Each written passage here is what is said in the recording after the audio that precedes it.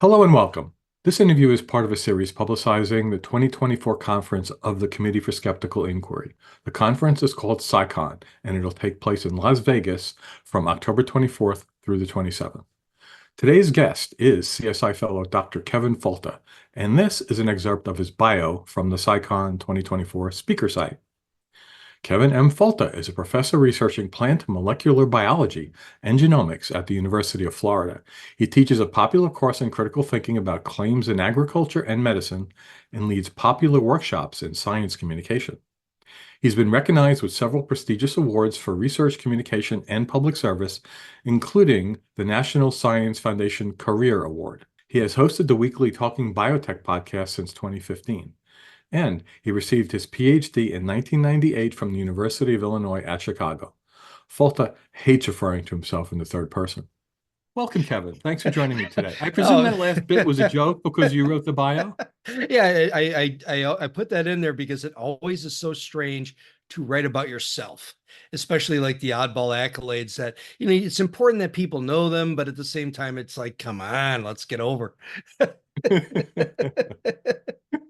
I like that though. They put that they put that on the CSICon site. So, That's awesome.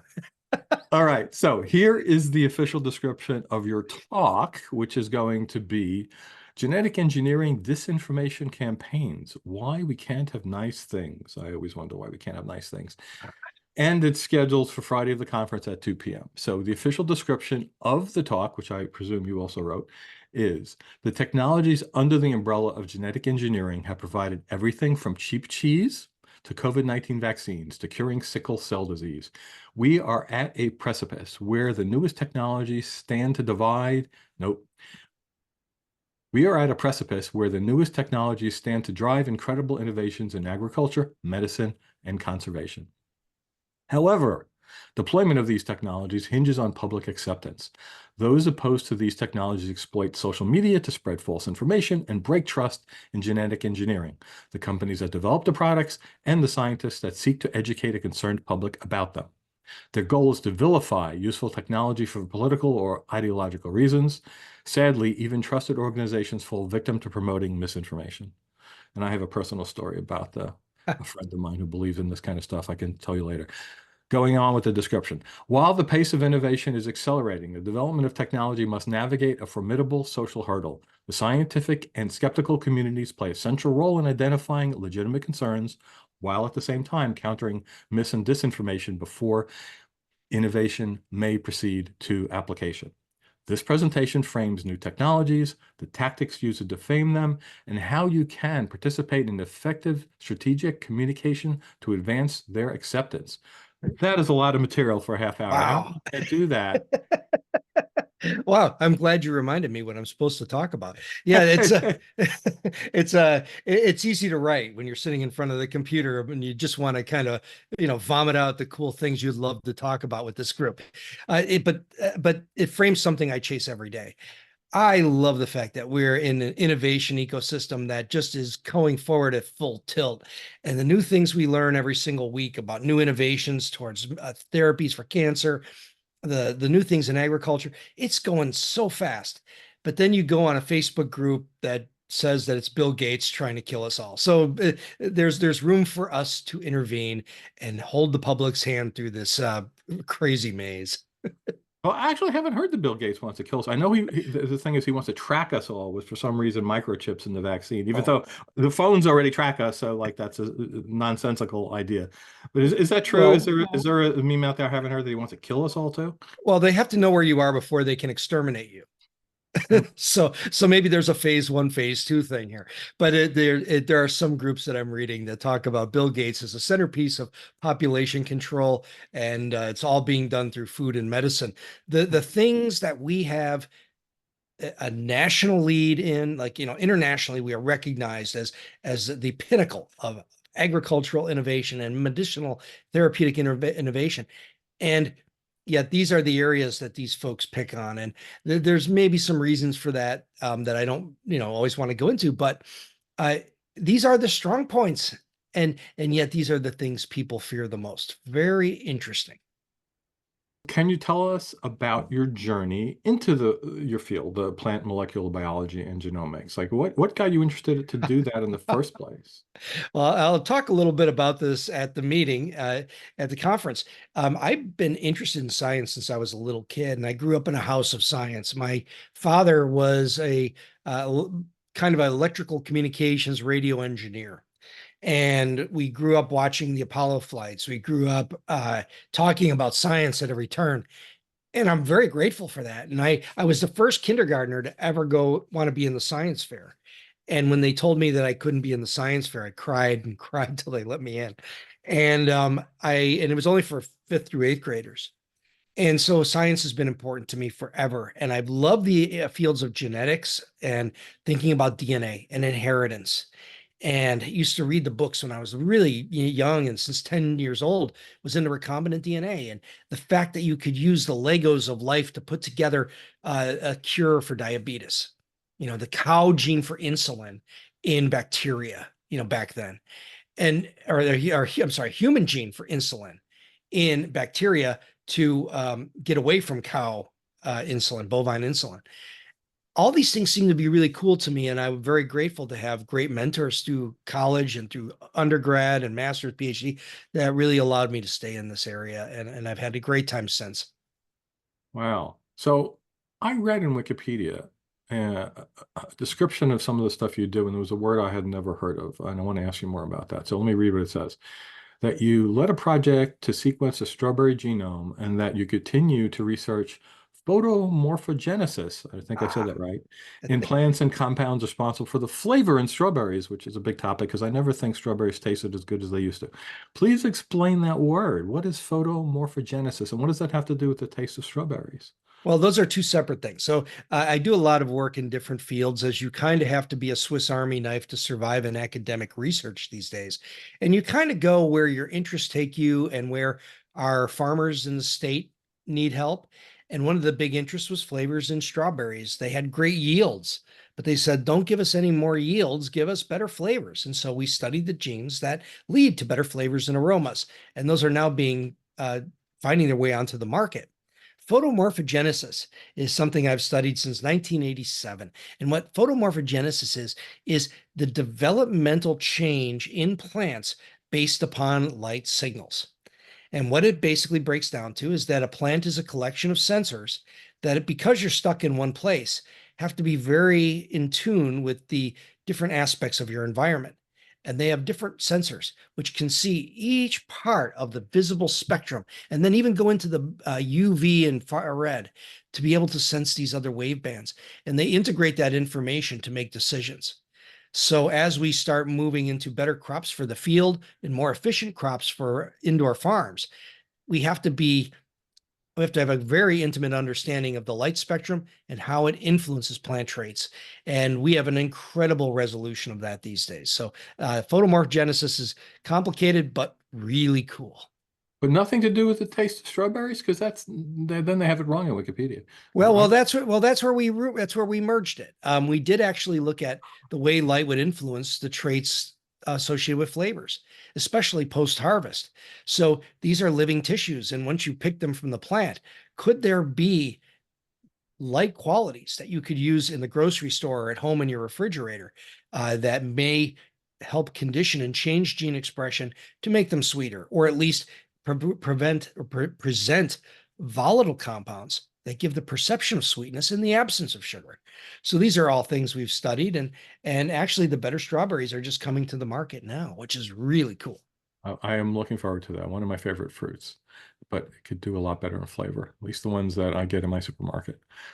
Well, you got to buy the Florida ones when they come out.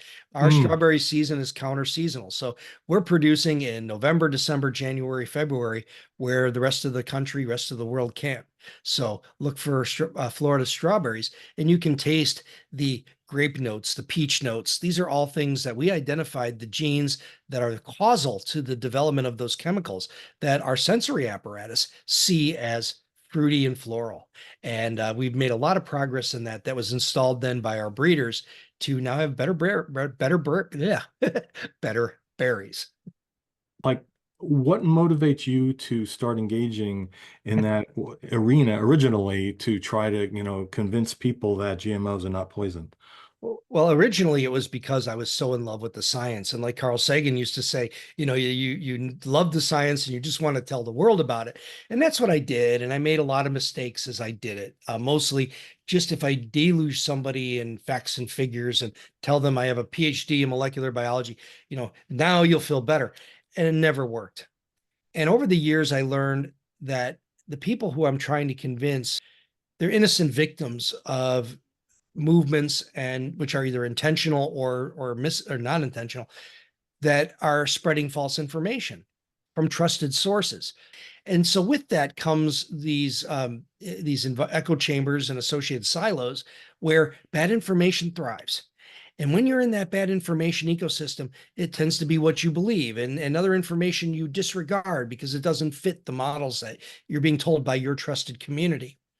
And so how do I become part of that community? And that became my biggest push. How do I at least engage people in these environments? Maybe not to change them, but to help them change themselves. And at the same time, the people who don't know the answer, that maybe are on the fence, they can see someone speaking to someone else scientifically with respect, with verifiable information, and most of all, kindness and compassion, recognizing they're victims of bad people that now change their mind and maybe to trust me and send me an email and dive into it more and explore it more and eventually change their mind.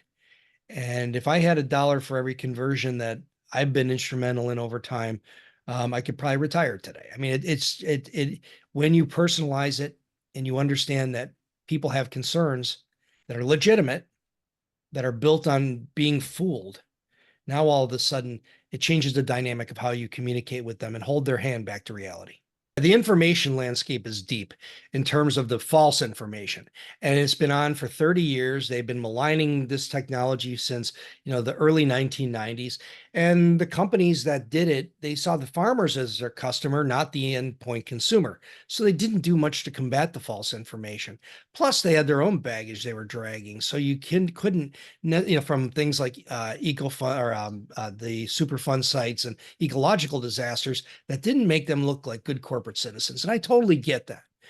The problem is that it allowed the folks against technology to have an asymmetrical place in that conversation.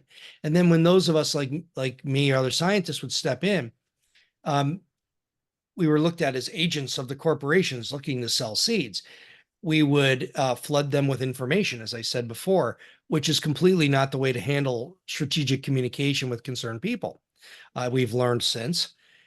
We'd only make mistakes for a decade or so before we started to sort out that there's a different way to approach this and that we can use other strategies to actually win favor with these people who really do need some help with understanding the science. So what are the How can scientists better engage with the public, to get them to understand that, the real science behind these topics? Well, scientists do one thing all the time. Scientists will say, "Let me tell you how it works," right? And because we studied it our entire lives, we understand this stuff, but that's not the way the public likes to learn. And the way that I always do this is I use the three most powerful words in my arsenal are help me understand. And I'll say to somebody, help me understand your opposition to genetic engineering and crops. Help me understand why you feel the way you do. Help me understand why you think you get sick from GE GE bioengineered ingredients, right? And I make them articulate their position. And sometimes just by listening to them and then most importantly, them listening to themselves, they realize that maybe they don't have a big leg to stand on. And then once I have them articulate their position, I can use tools of hostage negotiation to bring them back. I can say, well, what you're telling me is that you feel that this is a violation of natural products and that it really shouldn't be this way. Like I will kind of show that I'm listening by agree with them, something called mirroring in the hostage negotiation world. But all of these communications tricks that you use in crisis communication become very relevant in our discussions of agriculture. And so that's the way I bring them in. I listen first, And then after I listen, I talk about the things we have in common. You probably care a lot about the environment. You probably care about your health of your family. You Mm. probably care about the developing world. And then once we talk about that, we're on the same page. Then we can just say, well, this technology is safe and it is effective and it allows us to cater to those things we both care about. And then we're at a common place where we can actually have a good conversation. It's not adversarial. We're on the same team. And with that kind of strategy, I've been able to do a lot of really good persuasion in the last couple decades. Do you bring up the issue that like the availability of genetically modified crops actually helps the world's, most endangered populations who don't have access to, food? Yeah, I think a big part of that is in food security, both in the crops that they do grow are helpful for those farmers. Right now, a lot of farmers rely on old school pesticides, dangerous organophosphates, old stuff that we have known uh, ecological and human health consequences. But genetic engineered crops don't require those kinds of tools, especially things like corn and cotton, where they protect themselves from insects. And these have been a tremendous benefit all over the world, including places like China, cotton, um, where the amount of insecticide not used is in the millions of tons. And so this is why it's the developing world is in other countries throughout the world. This technology is amazing. And the best story probably is the eggplant in Bangladesh, where smallholder farmers, 5 acres, used to have to spray old school chemicals that were expensive and hard to get to protect their crop. If they had a damaged crop, they couldn't sell it. Their family didn't eat. They were able to use a genetically engineered eggplant that protects itself from insect damage. And it's been an incredible success. So I'd like to see a lot more of that. For every incredible success, I could tell you 20 that have been forbidden or not allowed in different countries that have been allowed and then taken back. Those are the heartbreaking stories because we see that technology can work and that people we think are friends of the environment are actually keeping good technology from people and the environment. And one of the things that I, commonly see when I go grocery shopping is this, like, no GMOs in this food label, like it's supposed to be a plus. And even things that I've looked into, the way there are no versions of this that are genetically modified. But it just puts the perception out there, like, why would the government have this Yeah. label if GMOs are good? Yeah, well, yeah, 'cause they always wanted it as a de facto warning label. That was the original plan by the folks back in the early 2000 teens. The government made the big mistake of capitulating to them with a federal program to avoid a patchwork of state programs. But the federal program has a bioengineered ingredient sticker. There is no such thing as a bioengineered ingredient. The ingredients that are in sugar from a GMO sugar beet are exactly the same. It's sugar from an organic sugar beet or a conventional sugar cane. It is sugar. It's sucrose. It's not different. There's no engineering of that ingredient, but it came from a genetically engineered plant that had less dependent upon chemistry and management in order to produce that ingredient. So the ingredients cost less and they are identical in every way to non-GMO ingredients. So you don't get anything called GMO food. I'm always doing air quotes today. You never do anything called GMO food. There's no such thing. They're ingredients that came from genetically engineered crops. And that is what makes them better. It makes them more efficient to produce. So Wikipedia says that you've been, quote here, involved in public discussions about other subjects, including evolution, climate change, and vaccines, which made me think to ask you, what other type of science would you have gone into if you hadn't picked molecular biology career? I would have, oh yeah, I would have been an emergency room physician because I have ice water in my veins, and when it hits the fan is when I'm best. Oh, And yeah, if you would, I think I could pull rebar out of people and make them feel better. I'm very, I think that would have been a good job for me. I've got a funny gear uh, that when the pressure's on, I get better, and I think that's just the way I'm wired. There's no panic mode. All right. So this always comes up when someone is a really good science communicator. They do outreach, but yet they're also a research person. Like, so how do you balance those two things? How do you balance your research that's ongoing and is important with the part of your life that's spent doing public engagement and Yeah. outreach and podcasting and those kinds of things? Yeah, you don't. There is no such thing as balance. It's you do go from one emergency to the next. And it's what needs to be done, what must be done on the farm today. What must be done in terms of research, what must be done in terms of communication stuff. All these things are based upon the next emergency and staying up late and getting it done. It also is good to surround yourself with an excellent set of people to assist in these facets, and having an incredible research team like I've always been very grateful to have over my 22 years at the University of Florida, and also great editors who are able to fix my first drafts, and other folks who support what I do. That makes a tremendous difference. So it just constantly go, but constantly rely on others to criticize you and make you better. Okay.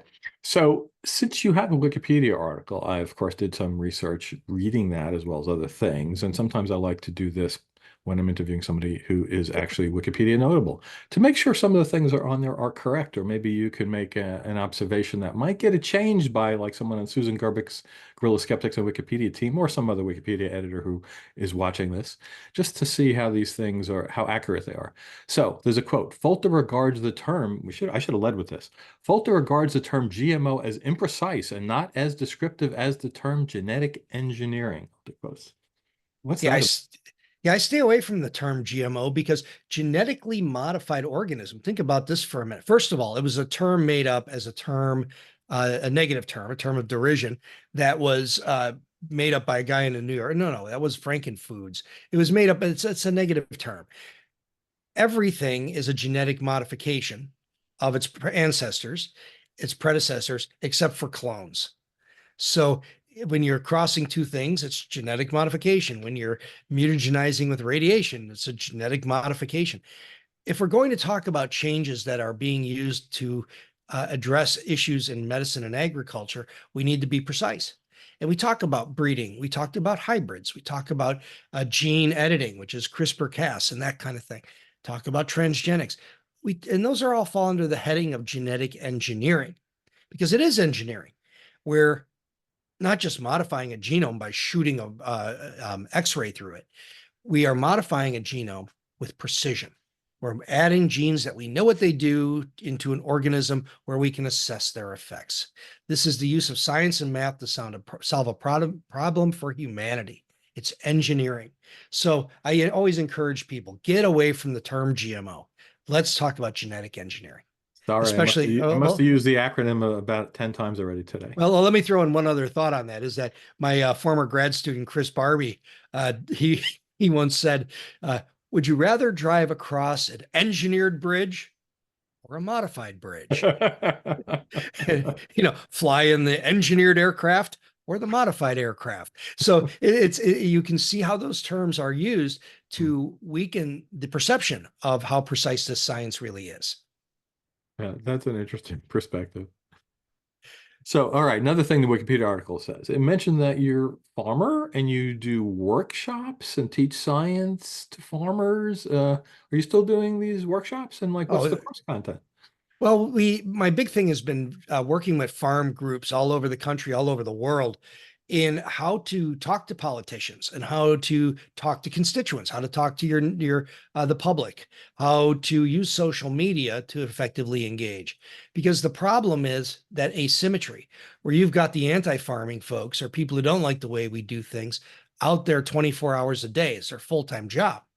We're busy farming and we're busy making it happen. So how do you get farmers to correctly engage? And the bottom line is there's a lot more of us than there are of them. And if you could get all farmers to just support each other, the same with the skeptical community. How do you get everybody to retweet your work or share your work? If we did this, we could dominate the landscape because there's a lot more of us than there are of the bad guys. But this intransigent minority really dictates policy. They dictate public sentiment. And it's because we just don't participate enough. So that's my big message, is how to engage properly. On another subject, more of the paranormal thing, I just had a conversation with somebody on the idea that all of the people spouting the woo are all over TikTok and they're easy to reach and you become their Facebook friends and you could DM them. And yet to talk to a scientist who would counter that, it's much more difficult. So like they have the higher ground there. It's like very difficult to fight this. 1,000%. Yeah. And it's because being in academic science right now is tough. Being in industrial science is tough. We are under so much constraints in terms of what we're allowed to say, who we're allowed to say it to, in terms of industrial. And even in academia, a lot of scientists have been told to shut up and get your head down because of the malicious FOIA requests and all the other things that happen. The other thing is that scientists didn't sign up to be communicators. They typically select for introverted, nose to the grindstone people who can write grants and write papers and train some students, teach a class now and then. And that's what the field is selected for. And people with extensive communication training and the urge to get in front of audiences, they're few and far between in this business. And so getting them enthusiastic about getting out there has been a challenge, but it's much better with the newer generation of scientists who see it as an obligation of their discipline, which is really exciting. Oh, fantastic.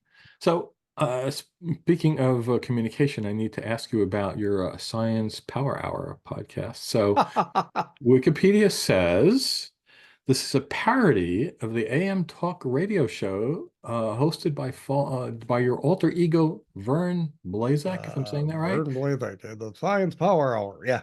And it says this, you described the show as an attempt to deliver science communication in an entertaining way that would appeal to a more general audience and as a way to convey serious topics using humor. So what inspired you to do this?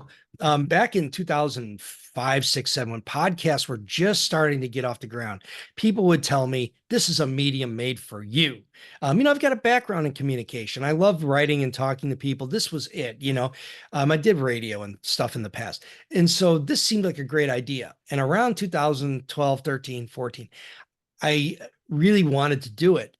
But at the same time, when you're an academic scientist, and you do something visible like this, people will say, well, you didn't have time to review the grants, but yet you had time for your stupid podcast.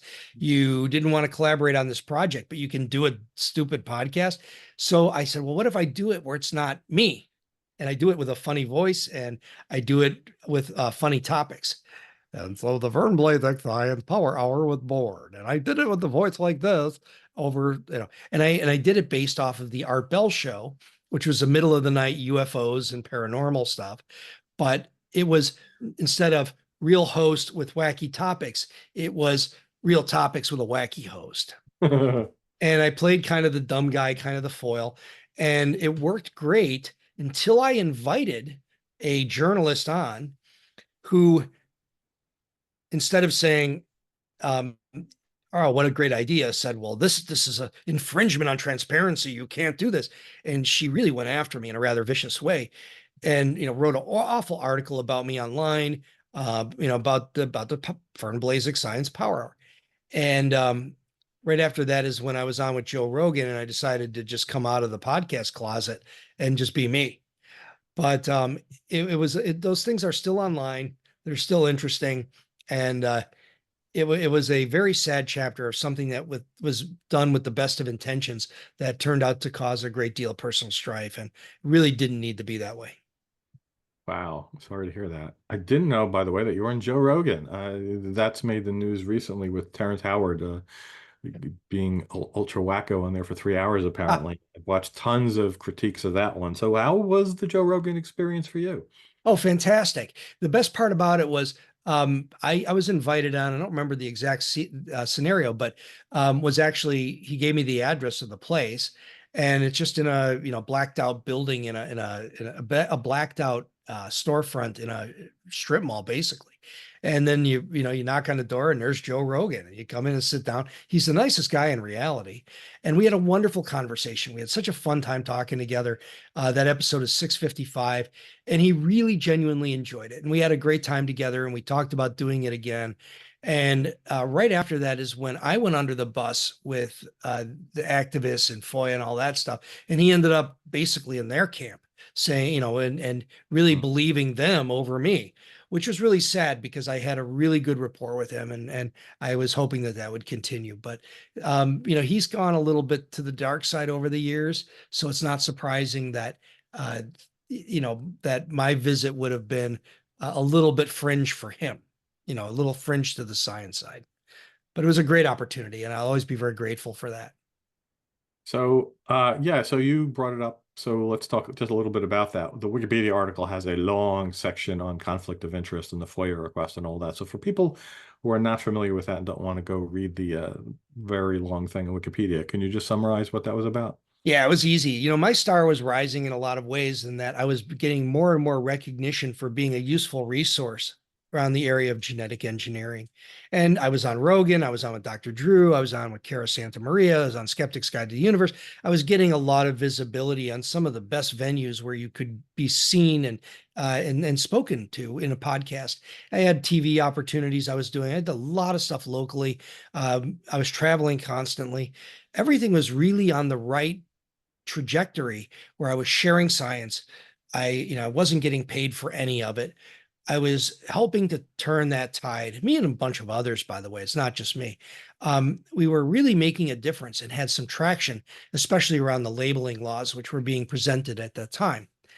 And when you start sticking your nose up above the parapet, um, things happen. And I got an email one February day from an organization called US Right to Know. And they said, we want to know your intricate interactions with, this big long list of companies like Monsanto, DuPont, and all these, a lot of these companies and agencies I never even heard of. And the other thing was on GMO answers. I answered 72 questions for people that still are online today. And I was very active there. And they somehow thought that I was being paid or bribed to lie about science. That was what they were testing. And so the first thing I did was pick up the phone and call USRTK and, hey, what are you doing? What can I answer for you? They said, we want the emails. And so they got something like 5,500 pages of email over the course of my career. We've given out something like 100,000 pages of email. Private correspondence, nothing's protected, everything goes. It's PowerPoint presentations, it's conversations with friends and family. It's all generally very confidential stuff that in Florida is subject to Freedom of Information Act. And of course, I didn't care. Send it out. I don't care. So the problem is that they created the narrative. Some guy from Monsanto sent me an email back in 2012 or something that said, hey, good job at explaining this. And they described that as me being recruited, okay, into Monsanto's web. And then my university received a donation towards a science communication program I ran, $25,000.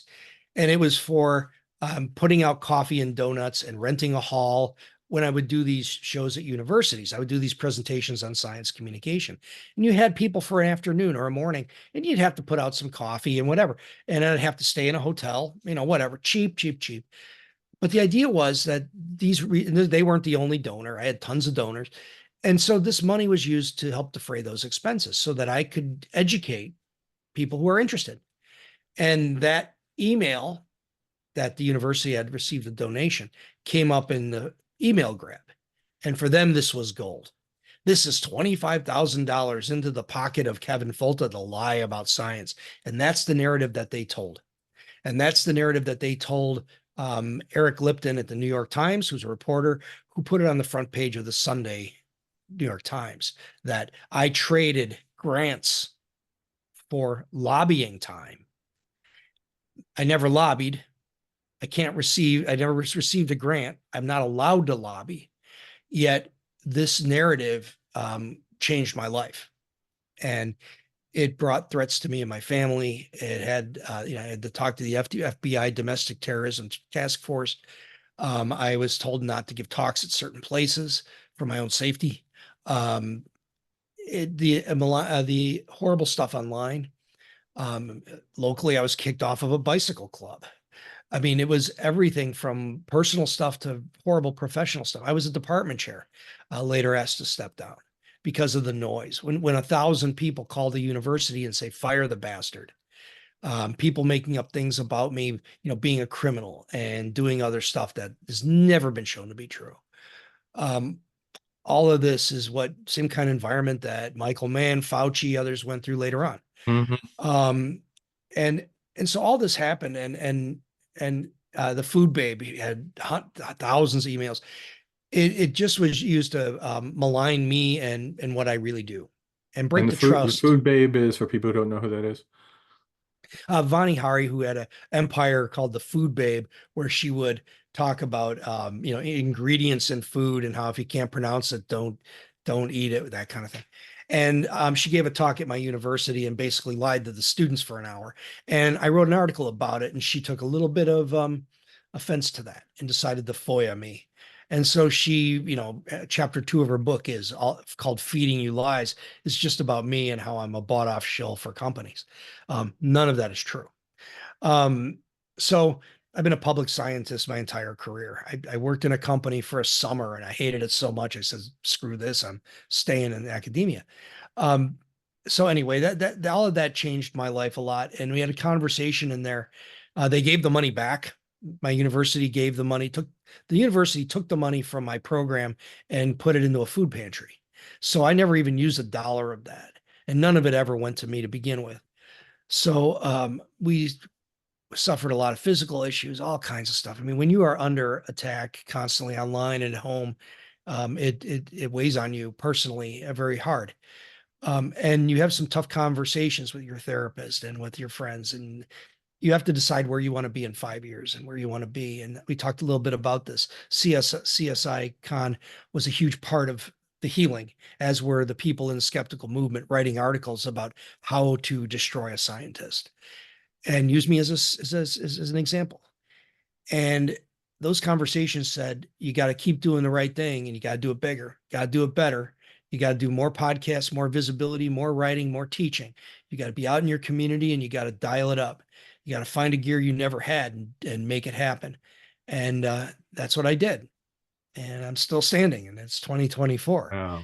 And I'm speaking at CSICon. And believe me, it was a very horrible time that I'm glad is in my past. And now I've got a beautiful daughter. Life is really different. And I never want to go through that again. And I never want anyone else to go through that again. And so I will fight and defend anybody who ever comes under that. I'm And, so glad and you made it through this. So what's the lesson learned here for people coming yeah, up who also want to yeah. battle this kind of the wrong thinking? It's very different environment these days in a lot of ways. And whereas we still see people endure horrific attacks like Peter Hotez and even Michael Mann to some degree, and certainly even friends of ours like David Gorski and Jonathan Howard get their share of grief online. And you And mentioned Fauci. I can't and look at my Fauci, a public Facebook group where he's not disparaged and yeah, should be called up yeah, on charges is said yeah. every day. Yeah, and these are serious problems when you see the level of ire in which people feel violence can solve problems, you become a public target, and it does. And the worst part is that when you are maligned on social media or maligned online, someone writes a nasty article, someone says something bad, that's there forever, and you take that to the grave.